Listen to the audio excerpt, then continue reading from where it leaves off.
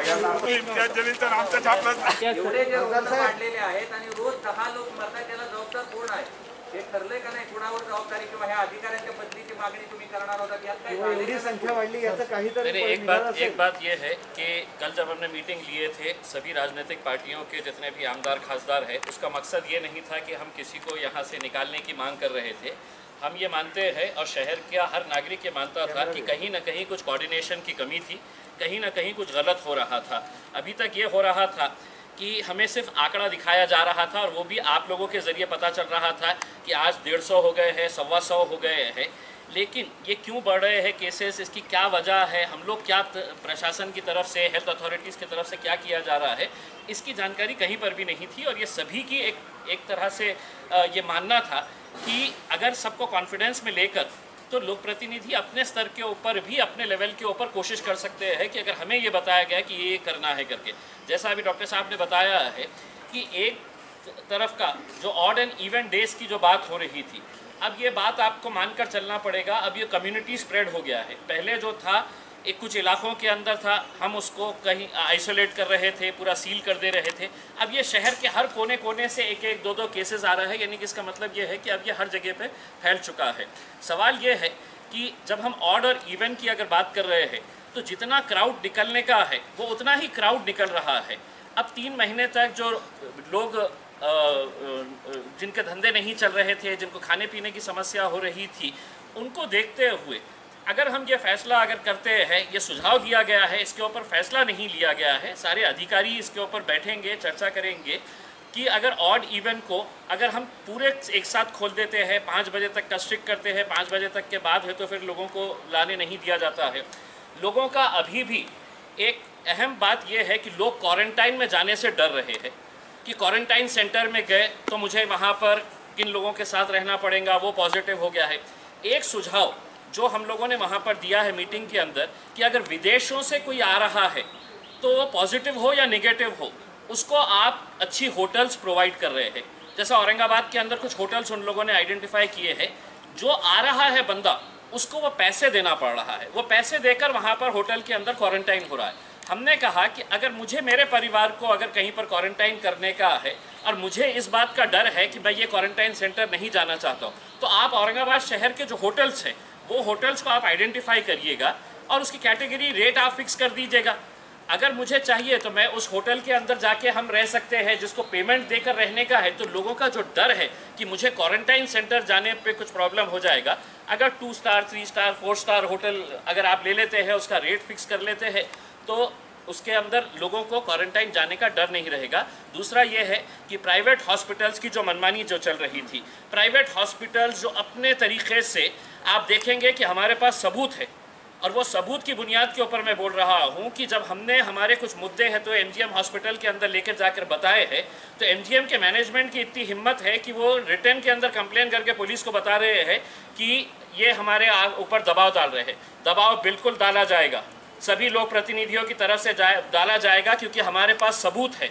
और वो सबूत को देखते हुए अगर आप पेशेंट से लाखों रुपये के बिल अगर ऐंठ रहे हैं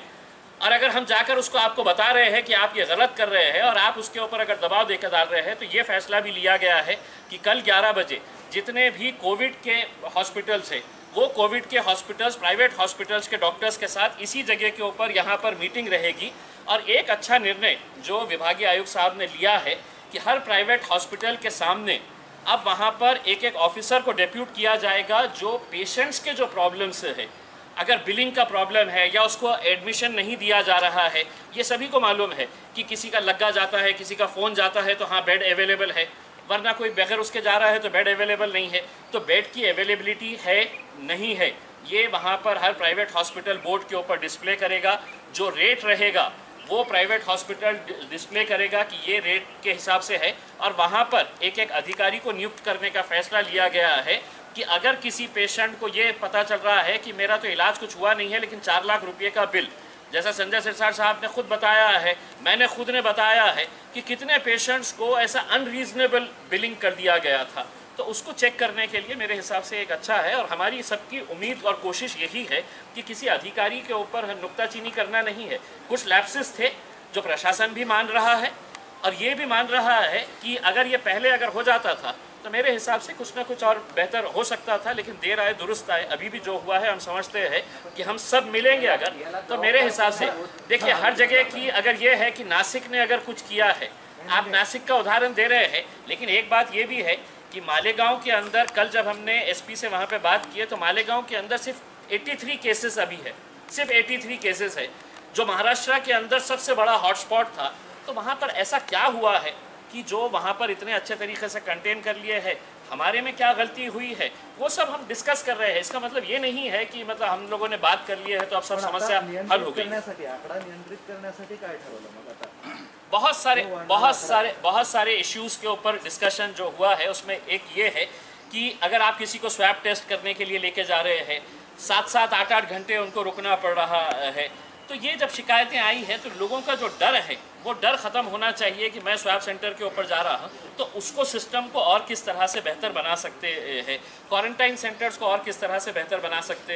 हैं कि लोगों के अंदर ये भय ना रहे कि अब मेरे घर में पॉजिटिव हो गया है तो मुझे किसी क्वारंटाइन सेंटर के अंदर अब भेज दिया जाएगा। हम खुद अब इसके बाद तो क्वारंटाइन सेंटर्स में विजिट करेंगे, कुछ हॉटस्पॉट्स एरिया के अंदर जाएंगे, तो एक लोगों के अंदर आत्मविश्वास बढ़ेगा और एक कोऑर्डिनेशन अगर रहेगा तो मेरे हिसाब से हमारी सबकी, आपकी भी बहुत बड़ी जिम्मेदारी है कि आप लोग इसको पॉजिटिव तरीके से अगर लेंगे तो लोगों का डर दूर होगा, और डर अगर दूर होगा तो यकीनन हम कोरोना के ऊपर हम मात दे सकेंगे। तुमच्या सगळ्यांची मागणी होती काल की एक वेगळा नोडल अधिकारी किंवा वेगवेगळ्या विभागामध्ये वेगवेगळे नोडल अधिकारी नेमले जावेत, अशी सुद्धा काल तुम्ही चर्चा करत होती। देखिए इसके बारे में भी बात हुई है। अभी पालक मंत्री साहब के साथ चर्चा होंगी, हमने सीएम साहब के साथ एक वीसी करने का ये किया है, और अगर हमारे को ये एश्योरेंस अगर मिल जाता है सबके तरफ से कि नहीं हम सिस्टम्स को और जिस तरह से बेहतर बनाना है वो बेहतर बना सकते हैं, तो इसका मतलब ये नहीं है कि कोई बड़ा ऑफिसर आएगा तो कोई बड़ा ये अलग से कुछ काम कर लेगा। कुछ जो लैप्सेस थे वो लैप्सेस के बारे में डिस्कशन हुआ है, और उस लैप्सेस के हिसाब से अभी जितना डिस्कशन हुआ है कि तकरीबन 3-3.5 घंटे बैठ के अगर जो चर्चा हुई है तो यकीनन उसके अंदर से हम समझते हैं कि कुछ ना कुछ पॉजिटिव रिजल्ट जरूर आएगा। शेवटचा प्रश्न आहे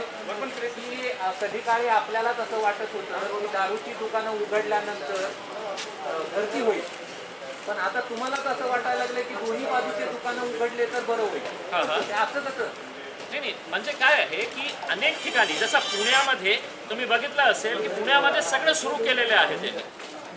तर एक एक्सपेरिमेंट आपण करू। मतलब हे सगळ्यांचं हे एकच म्हणणं आहे की आता कोरोना व्हायरसशी आपल्याला जगायचं आहे, त्याच्यासोबतच जगायचं आहे, तर एक एक्सपेरिमेंट करू। एक 8 दिवसानंतर जेव्हा आम्ही पुन्हा सोमवारी बसू तर काही वेगळा निर्णय घेऊ शकतो।